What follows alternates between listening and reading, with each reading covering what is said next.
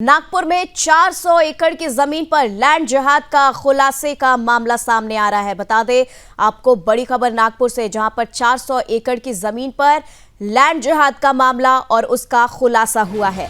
10 सालों से चल रहा था ये लैंड जिहाद का मामला और केंद्र सरकार की फॉरेस्ट जमीन पर ये अवैध कब्जे किए गए थे। बस्ती में हिंदू महिलाओं के साथ लव जिहाद का मामला भी सामने आया। बस्ती में बांग्लादेशी घुसपैठ की संभावना जताई जा रही है। इसी के साथ नागपुर के हिंगणा इसासनी इलाके में 400 एकड़ जमीन पर कथित रूप से लैंड जिहाद किया गया है। ये जमीन केंद्र सरकार के फॉरेस्ट विभाग की है, जिस पर पिछले 10 वर्षों से अवैध कब्जा किया गया है। इस इलाके में कबाड़ की बस्ती बनाई गई है, जहां शराब, गांजा और चरस की बिक्री हो रही है। चौंकाने वाली बात यह है कि इस बस्ती में हिंदू विवाहित महिलाओं के साथ लव जिहाद के मामलों की भी सूचना मिली है। इन बस्ती वालों के पास पश्चिम बंगाल से लाई गई पजेरो जैसी महंगी गाड़ियां भी हैं, जो सवाल खड़े करती हैं। आशंका जताई जा रही है कि इस इलाके में बांग्लादेशी घुसपैठ हो सकती है, जो सुरक्षा और प्रशासन के लिए गंभीर चिंता का विषय है। ये मामला प्रशासन के लिए गंभीर चुनौती बनता जा रहा है।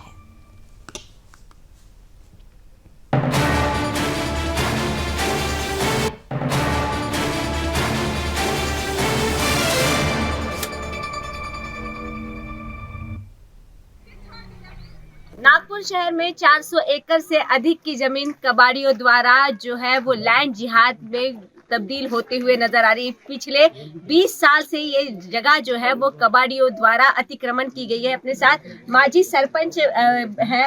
भैया, क्या नाम है आपका और क्या बताना चाहेंगे? मेरा नाम संतोष कटरे है। मैं इसासनी का माजी सरपंच हूँ। 2013 में तक मैं सरपंच रहा। उस समय में ये लोग नहीं बैठे हुए थे। अभी ये 5-10 साल से यहाँ पे इतने लोग आ रहे हैं। कहाँ से लोग आ रहे हैं, इनकी कोई पहचान नहीं हो रही है। किस जगह से आ रहे हैं ये भी पहचान नहीं हो रही है। लेकिन यहाँ के जो मेंबर है वो बीजेपी के मेंबर है और यहाँ का जो सरपंच है वो बीजेपी का सरपंच है। तो उनके ऊपर कार्रवाई मैंने ये जो बैठ रहे हैं इनके लिए नहीं बैठना चाहिए करके मैंने तहसीलदार, कलेक्टर को मैंने रिपोर्टेशन दे रखा है। 4-6 महीने से दे रखा है, लेकिन तहसीलदार कोई कार्रवाई नहीं कर रहा है। इसीलिए नहीं कर रहा है कि इनके ऊपर समीर मेघे आमदार का हाथ है, इसलिए यहाँ कोई कार्रवाई नहीं कर रहा है। आज भी मैंने एक तहसीलदार एसडीओ को मैंने कंप्लेंट दिया ले जाके कि साहब यहाँ बाहर के लोग आ रहे हैं, हम जानते भी नहीं है उनको और बेफजूल में बैठ रहे हैं। 30-50 हज़ार रुपये दे के बैठ रहे हैं ये लोग और यहाँ के मेंबर सरपंच बिक रहे हैं। सरपंच को कोई ध्यान नहीं दे रहा है।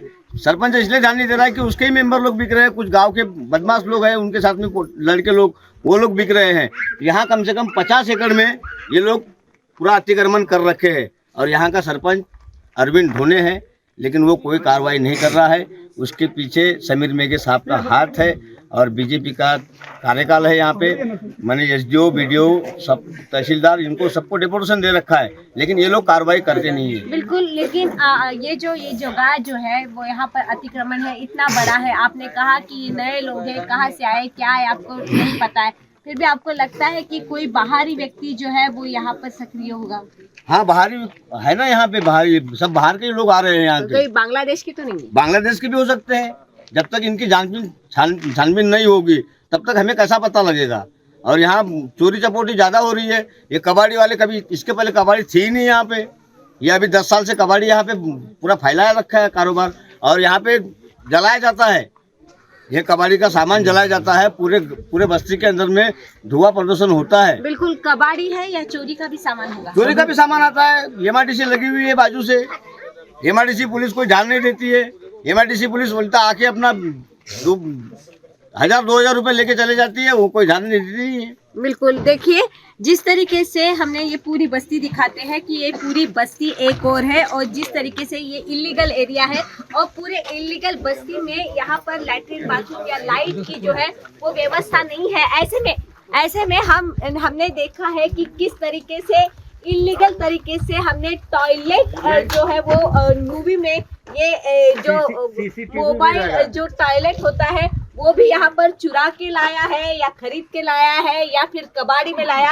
ये देखिए, ये टॉयलेट की जगह भी है यहाँ पर इन्होंने यूज के लिए, ये पर्सनल यूज के लिए बनाए गए हैं। तो इतना ही नहीं, ये जगह पर सीसीटीवी कैमरे भी इन लोगों ने लगाए हैं ताकि बाहर से आने वाले लोग जो है वो यहाँ पर संदिग्ध तरीके से घूमे नहीं, या फिर इनको किसी तरीके से, किसी भी तरीके से इनका कोई भी जो है वो बात जो है वो बाहर निकले नहीं। पूरी बस्ती जो है वो मुस्लिम बस्ती भी नजर आ रही है। ये जिहादियों के कारस्तान भी हम कह सकते हैं। भैया इधर आना।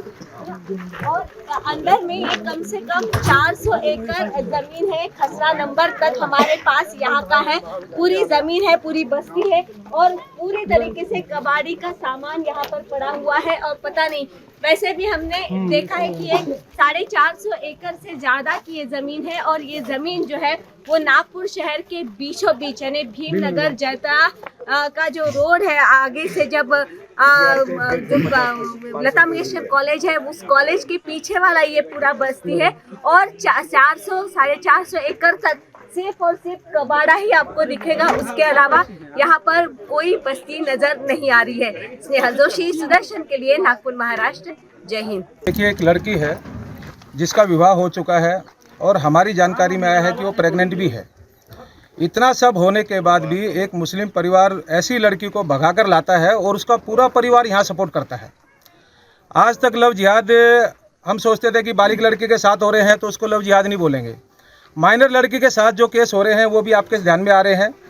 और अब तो शादीशुदा औरतों को भी ये लोग नहीं छोड़ रहे हैं। हमारा गुस्सा इस बात के लिए है, अभी जब हम सब लोग यहाँ पे आए, हमें जानकारी मिली, हिंगना पुलिस स्टेशन से भी पुलिस यहाँ पर आई और जब यहाँ पे पूरा एक माहौल बना तब उनको ध्यान में आया, लड़का लड़की ने, अभी हमारी जानकारी में आया है कि हिंगना पुलिस स्टेशन में सरेंडर किया है।